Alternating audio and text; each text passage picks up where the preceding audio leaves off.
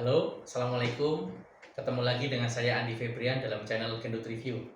Kali ini saya berkesempatan untuk membandingkan lagi ya, yaitu produk dari Huawei dan Xiaomi. Nah, produknya adalah Huawei MatePad 11,5S Papermate Edition dan Xiaomi Pad 6s Pro. Sambil ditemani oleh Megazord Gosei Grid ya, Megazord Gosei Grid. Keren ya teman-teman. Oke, kita mulai aja ya. Nah,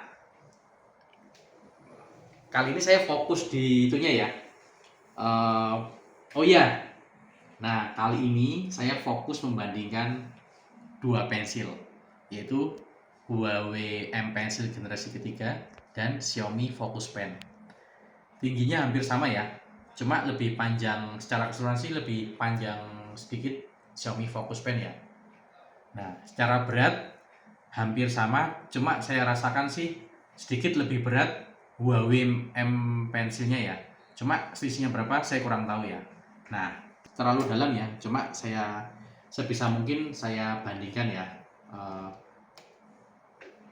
antara kedua pensil ini.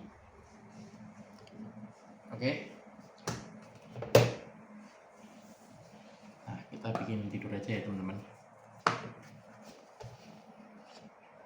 Nah, kalau di Huawei M Pencil fiturnya lumayan apa ya? Menurut saya lumayan sedikit ya, bukan sedikit ya, dikit banget. Jadi di sini lebih fokus buat gambar sama nulis-nulis aja nih teman-teman. Misalkan kita di note-nya ya.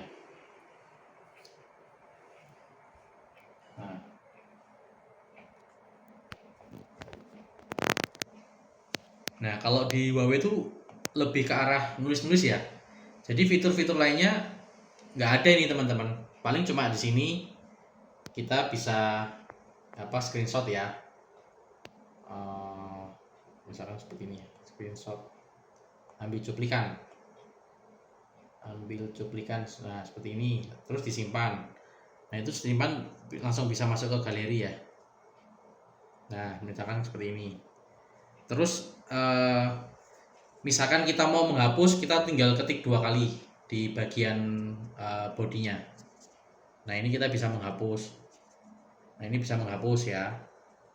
Cuma anehnya teman-teman, fitur ketuk 2 kali di body itu cuma bisa di aplikasi Note bawaannya si Huawei ya. Kalau misalkan kita pakai fitur ini di aplikasi GoPen bawaannya Huawei ini,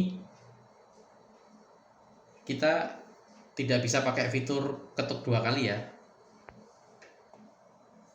Nah misalkan kita nulis ya, terus kita ketuk 2 kali di bagian bodinya.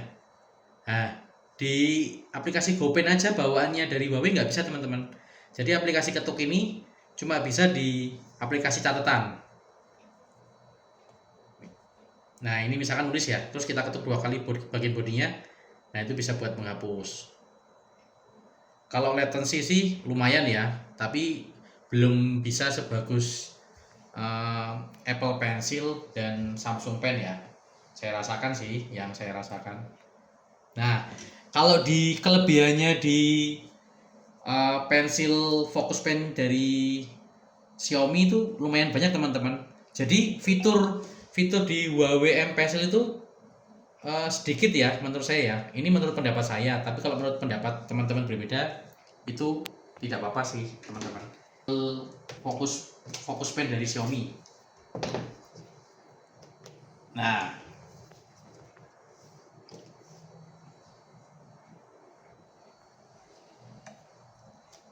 di Focus Pen itu ada 3 tombol teman-teman. Tombol yang satu tombol ini itu namanya tombol fokus, yang dua ini kayak tombol up and down ya. Cuma fungsinya ada beberapa fungsi nih, bisa diganti-ganti. Nah contohnya ya, kita misalkan yang tombol ini, tombol fokusnya kita pencet sekali. Nah itu akan timbul pointer ya, pointer seperti pulpen ya. Nah ini fungsinya bisa buat kita menggaris teman-teman. Nah kita bisa menggaris, terus bisa menghilangkan juga.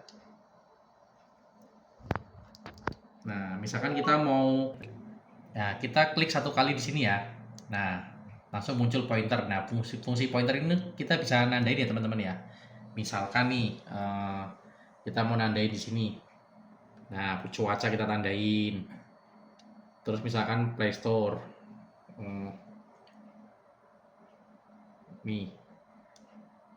Nah, kalau mau menghilangkan tinggal kita pencet 2 kali aja. Nah, terus misalkan kita buka browser ya.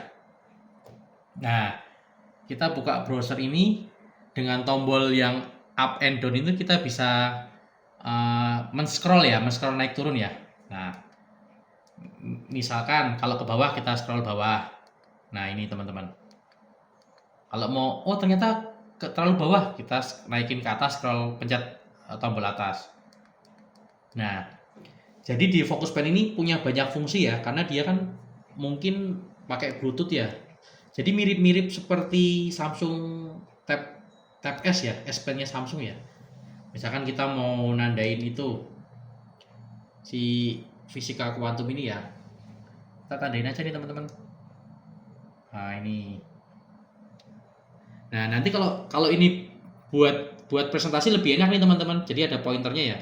Kita bisa arahkan nih pointernya ini. Nih bisa bikin gambar. Ya bukan gambar sih ya. Nandain aja teman-teman. Misalkan kita mau ngasih tanda panah. Nah, tinggal dihapus lagi.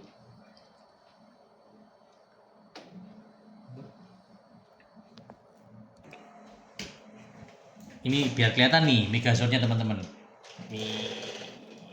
Nah, misalkan kita pas mau ngajar nih, ternyata kita mau arahin ke teori kuantum ya. Nah, kita tandain aja di sini teman-teman. Nah, seru ya. Menurut saya sih Focus Pen di Xiaomi Pad 6s Pro itu menarik untuk digunakan ketimbang Huawei M Pencil generasi ketiga ya, yang notabene itu cuma dipakai buat nulis-nulis saja ya. Bahkan fitur ketuk di bodinya buat ganti penghapus atau ganti penanya itu cuma bisa di Huawei Notes teman-teman. Jadi di aplikasi GoPen nggak bisa, apalagi di aplikasi Ibis Pen. Nah, tuh seperti ini. Misalkan ternyata kita mau cek bawahnya, tinggal turunin aja ke bawahnya. Misalkan kita mau coba nulis ya. Nah, di Mi Canvas juga ada nih teman-teman. Kalau di Mi Canvas fungsinya buat mengganti pena teman-teman. Nah, misalkan kita mau pakai pena merah ini, bentuk ini. Terus kita ganti pena yang ini, tinggal kita naikin ke atas. Nah, tinggal geser ke bawah. Kalau yang bawah buat ganti pena, kalau yang atas buat ganti palet warna teman-teman. Nih, kalau bawah misalkan kita mau ganti ini, stabilo. Nah, ternyata kita mau ganti pensil. Nah, seperti ini. Kita mau ganti itu, ganti apa ini kayak apa ya? Bentuk pena yang lain. Nah, kayak gini. Paletnya mau diganti, tinggal klik yang bagian atasnya. Biru. Nah, jadi biru. Misalkan jadi merah. Ini hitam. Oh, ternyata mau diganti bentuk pensil. Nah, seperti ini pensil ya. Terus warnanya mau diganti merah, jadi merah. Jadi lebih atraktif ya. Xiaomi Focus Pen punya Pad 6s Pro. Di sini saya hanya berpendapat menurut pendapat pribadi saya ya, karena saya ada keduanya. Saya tidak mau memihak di salah satu brand ya, cuma di pensilnya saya merasa apa ya, Focus Pen itu lebih superior lah ketimbang Huawei M Pencil, dan lebih atraktif dan lebih apa ya, kita lebih tertarik untuk menggunakannya gitu loh ketimbang di Huawei Pencilnya. Nah, saya rasa ya teman-teman, yang bisa saya tampilkan fitur-fitur singkat dari Huawei M Pencil generasi ketiga dan Xiaomi Focus Pen cukup sekian ya. Misalkan nanti saya menemukan apa ya, saya coba lebih detail lagi, mungkin saya akan berikan review lagi kepada teman-teman. Terima kasih sebelumnya. Saya Adi Febrian. Wassalamualaikum warahmatullahi wabarakatuh.